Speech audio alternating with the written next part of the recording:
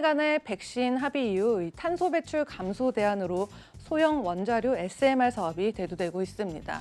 이 빌 게이츠의 파워테라 그리고 서던 컴퍼니 또 이제 오클로 파워, 뉴스케일, 웨스팅하우스 등의 기업뿐만 아니라요. 중국, 일본, 캐나다, 프랑스, 호주 이런 여러 나라들도 SMR 개발에 양팔을 걷어붙였습니다.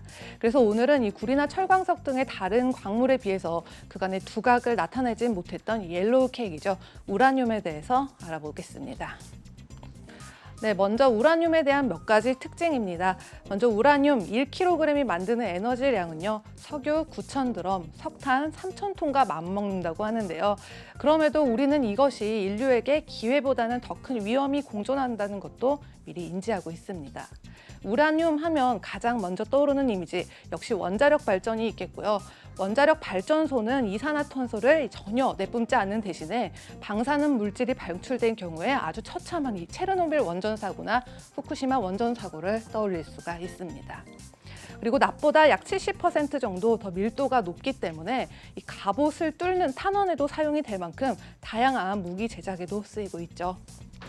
또 색깔은 레몬색부터 녹색에 이르기까지 색을 발하고 있는데요. 특히 우라늄 류리는 이 자외선을 받으면 녹색 형광색이 나기 때문에 초기 사진술에서 색을 넣거나 또 명암을 낼 때 사용되기도 했고요. 또 도자기 유약에 들어가는 이 노란색을 넣고 만드는 데 쓰이기도 합니다.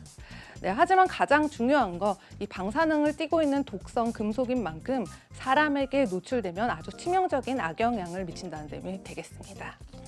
그럼 특징에 이어서 가격대 살펴보겠습니다. 우선 이 차트를 보면요. 2008년과 2009년쯤에 서브프라임 모기지 사태 때 급등했던 모습이 눈에 띄고 있고요. 두 번째로는 2011년 후쿠시마 사태가 있었을 때 급등하는 모습이 두 번째로 보였습니다.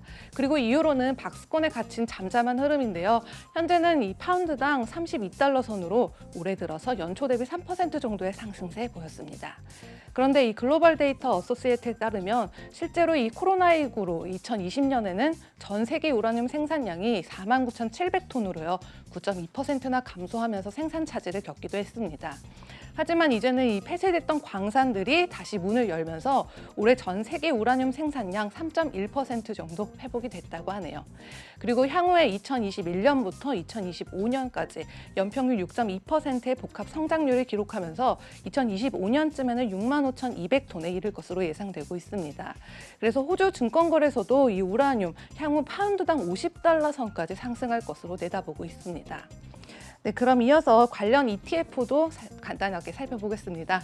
먼저 URA ETF가 있는데요. 이 캐나다와 카자흐스탄을 중심으로 에너지 부분이 집중적으로 구성돼 있고요. 연초 대비 61% 정도 상승했던 카메코, 그리고 75% 정도 상승했던 넥스젠 에너지, 그리고 연초 대비 123% 정도 상승한 데니슨 마인즈 등을 포함하고 있고요. 주가는 23.63달러에 마감하면서 연초 대비해서 53% 정도의 상승하는 모습을 보였습니다. 그리고 다음은 NLR ETF가 있는데요. 미국과 일본을 중심으로 유틸리티 부분이 집중적으로 구성돼 있고요. 아까 언급했던 카메코나 우리나라의 한국전력공사도 포함이 돼 있습니다. 그리고 대표적으로는 또 연초 대비 12% 정도 상승한 듀크 에너지나 또 25% 정도 상승했던 체코 전력공사, 그리고 22% 정도 상승한 핀란드의 포텀 등을 포함하고 있습니다. 그리고 주가는 약 55달러 선에 마감하면서요. 연초 대비 12.5%의 상승률 보였습니다. 그런데 이 온실가스를 배출하지 않으면서도 무한한 전력을 만들어낸다는 이 소형 원자로가 정말로 우리 다음 세대의 환경과 미래를 위한 것인지는 끝까지 고민해봐야 될 문제인 것 같습니다.